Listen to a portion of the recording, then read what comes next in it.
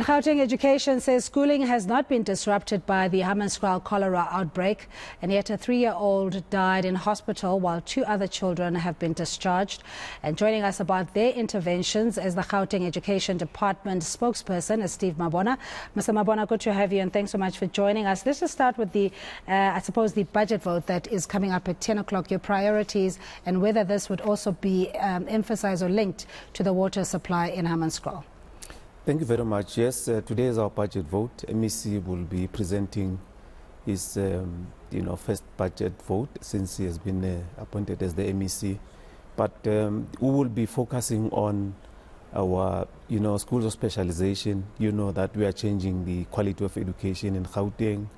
Our e-learning process, making sure that we provide more of your smart schools. And also infrastructure is our challenge. As you know that we have opened we have indicated that we're going to be opening on the 15th of June for online admissions, your grade 1 and 8. But capacity remains our challenge. So our infrastructure budget, we have re-strategized on how we're going to be utilizing the allocation on infrastructure. I want to talk about infrastructure, bricks and mortar, not necessarily your online platforms and all the other e-applications that the department has introduced. How dire is it, especially in areas like Hammanskraal, peri-urban areas, parts of Tshwane, etc.? We must be honest, we are challenged when coming to capacity, brick and mortar that you have just referred to. Hence, we are providing finances to schools to do what we call self-build. So we provide them with money. They, build more classrooms. The process moves quicker than what we would normally do with the Department of Infrastructure. And we provide more mobile units to those that are pressured. But we are planning to build more schools. We are going to partner with the private sector, make sure that at least we fasten the process. Yeah, but how much of a burden does this pose then on you? Because your business is about primary and secondary school and creating an environment for learners to develop and learn. But now you have to contend with issues of infrastructure and buildings that are not inhabitable by students. The good thing is that we have a unit which deals with infrastructure in the department. So the capacity there will be in a position to work with all the projects that we have lined up with the private sector to make sure that we augment and build more schools, because really we are in dire need of more schools. But though to a certain extent, when you go to some areas, you have those buildings that are abandoned. We cannot utilize them because of the catchment. There are areas where we don't have children that are supposed to be going to schools, or parents prefer to take their children to somewhere in the urban areas where they can do only English and Afrikaans, and which is the choice that they also have. Yeah, now there were programs, and I don't know whether this is a lack of continuity or monitoring and evaluation, that were working well, your school feeding schemes, albeit there are challenges in some areas where the service providers are at fault. What went wrong in Hammanskraal? Because if memory serves, 4 years ago we were at this point in juncture where the water crisis was an issue, and provision thereof has brought us still to the same problem.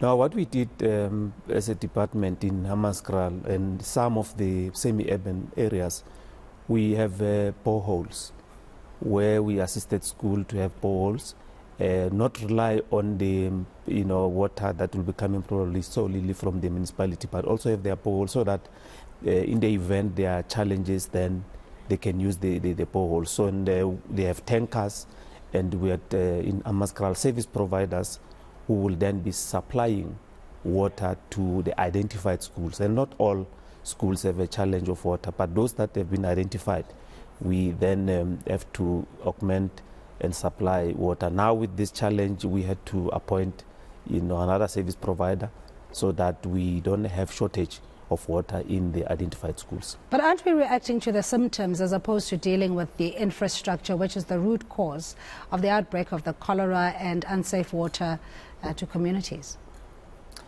Well, our stakeholders should be well suited to respond there, because it's more of a municipality challenge than being a Department of Education. But from where we are sitting, we try by all means to make sure that there is ample water that it can be utilized in our schools. Yeah, but how sustainable is it? Because you obviously have to bring in, be it sanitation units and water for washing, etc. It's not just drinking water that you're providing. Is that the case? Yeah, but the borehole process, it does play a significant role in assisting us, really. Though we will still rely on the municipality, but to a certain extent, that process, make it a point that we can still continue. We had to take precautionary measures to make sure that we augment, because there's a shortage. And you understand that the schools are in the community. And it's, well, understandably so. If you're in a community and there's water at school and you can see that probably it's a safe water, surely you will want to lean to the school and try to access that. So that's why we then had some shortages, but try to accommodate those that can be accommodated in our schools. All right, talk us through that urgent water delivery plan, particularly as you're saying that communities who are in desperate need of quality or safe water would want to tap into this resource that is dedicated for 61 schools. No, and it's something that really we don't encourage. But when you're in a committee, you must manage that process. And solely, even if it's in this dire, instances, you need to be sensitive to what is happening, because the school community or children that you are serving, they come from a home. Now, you can't say, solely I'm focusing on your children, but I can't be thinking about your community, because after school, where is that child going? He's going to the same household. So you need to balance, as you are in the community, not to be seen to be aloof, but be accommodative as much as possible, but without compromising yourself. So how are you going to manage then if communities, we're going into the weekend now, are the school gates going to be open even for those learners, for them to access the water? And if the communities come there in their numbers, how are you going to manage that process? No, we work very closely with all our stakeholders. Remember, we have councillors, we have CPF, we have patrollers, we have officials that are on the ground, working very closely with the community, and also we're also assisting with the advocacy, trying to educate on the ailment, the cholera, symptoms thereof. So we work with all the stakeholders to make sure that there's no chaos. But up to so far, we are managing very well. Yeah, but I mean, the likes of your NGOs, Gift of the Givers, have beaten you to it. I mean, the government seems to be reactionary when it comes to these matters. Well, NGOs, they have an important role to play in the society. And if they deem fit to assist, you can't say because they will be then beating you as government, you don't give them access and you don't work with them. Instead, you reach out and make things easy for them, because they come handy as partners. And what is the cause there is to make sure that the community is well taken care of. The interest is the same. If it's about life, let's make sure that we prevent deaths.